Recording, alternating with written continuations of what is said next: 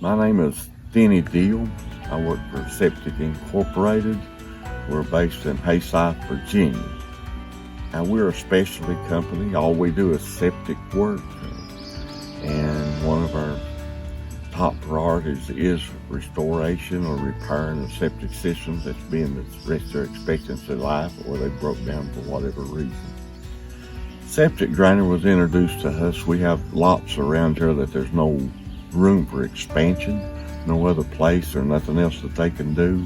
So we go in with a septic drainer and follow the instructions by the manufacturer and put it in. Our success with that has been great. It's the only other choice that we had, so we've had a good success rate with septic drainers in these situations.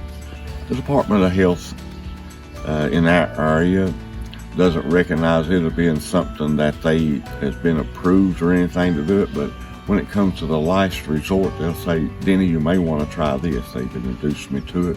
So we go out to jobs now. If there's nothing else that we can do, or if they have a repair and people don't have the money to do other things or an expensive repair, we recommend to them that they try this septic drainer product.